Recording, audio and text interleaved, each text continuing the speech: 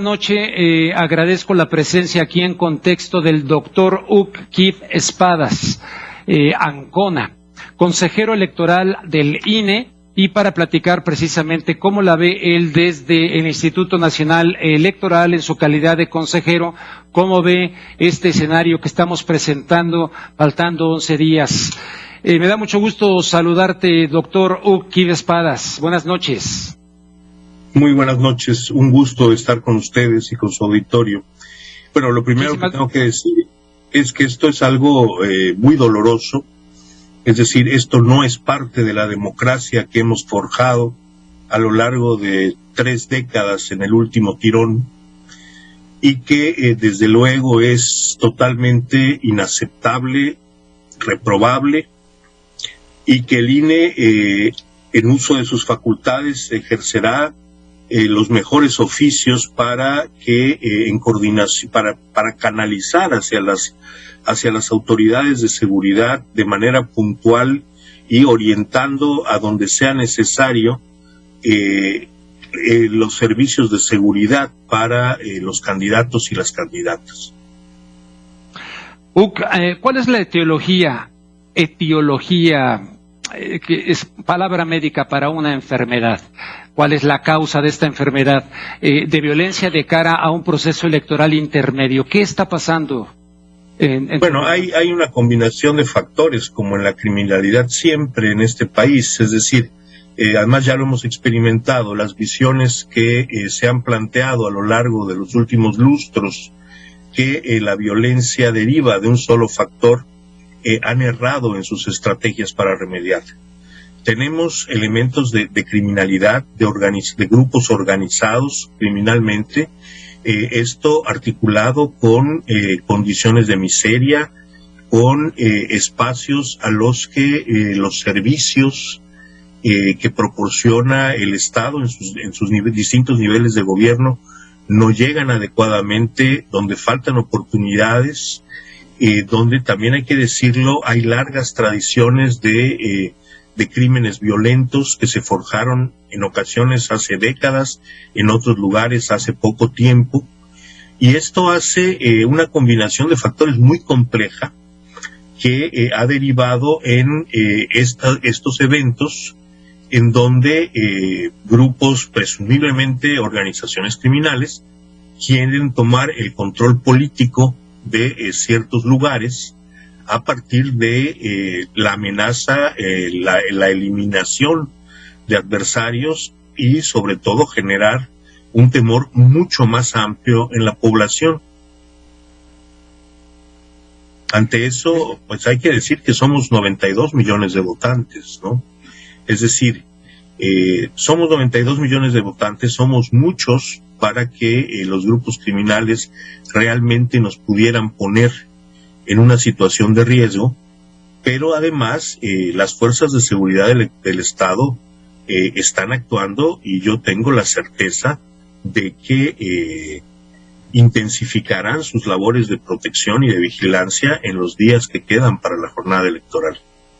Estoy hablando con el doctor Hug Kif Espadas Ancona, consejero electoral del Instituto Nacional Electoral.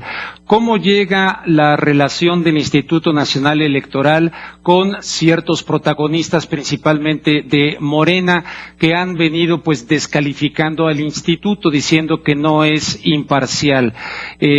Vimos a Lorenzo Córdoba desde el día de ayer advertir que se está construyendo una narrativa falsa, dice él, de fraude electoral, como la ocurrida en los Estados Unidos con el señor Trump el año pasado.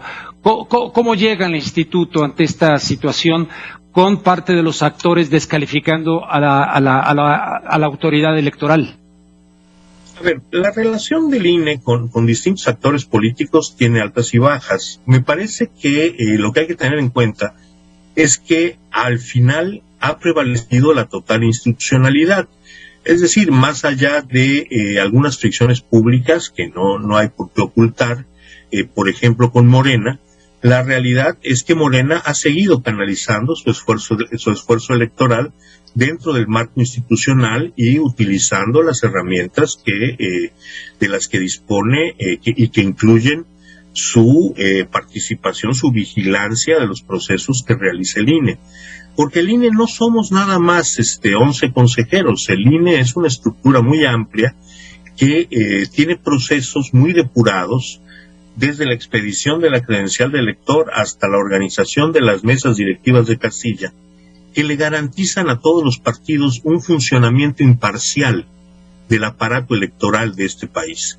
En ese sentido, creo que, las cosas en política no siempre pueden ser tersas, a veces hay fricciones, pero la realidad es que también para eso son las instituciones electorales, es decir, para que los disensos políticos se canalicen a través de estas estructuras, y a final de cuentas me parece que el instituto, y hay estudios de opinión al respecto, sigue representando para la sociedad un instrumento muy confiable de que su voto se va a contar bien y de que el proceso electoral mismo será un proceso íntegro en donde se cuidará todo, incluyendo desde luego las condiciones sanitarias extraordinarias por las que el país atraviesa en este momento.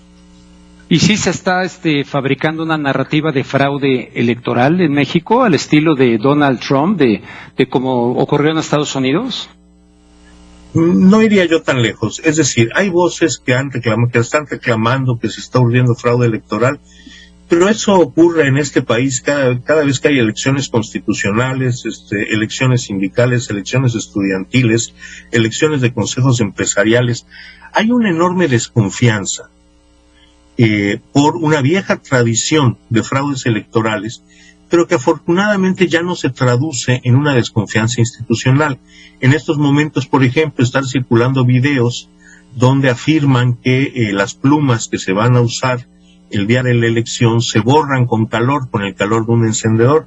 La pena para los que fabricaron estas noticias falsas es que el INE no usa plumas para darle a los votantes, sino marcadores, y que además hay una intensa campaña recomendándole a los electores que lleven su propia pluma o marcador para evitar que se compartan objetos y que esto pudiera llegar a potenciar los contagios de COVID.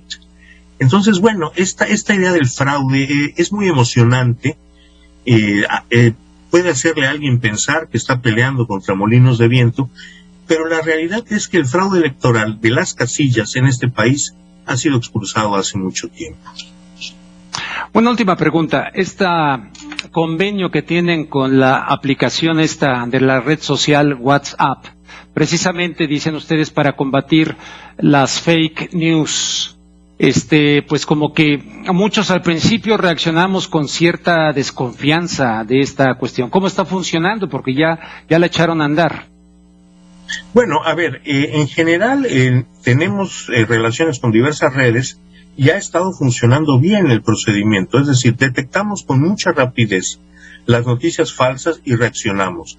En algunos casos debo decir que no ha resultado tan complicado porque una característica de estos procesos de generar noticias falsas es que reciclan.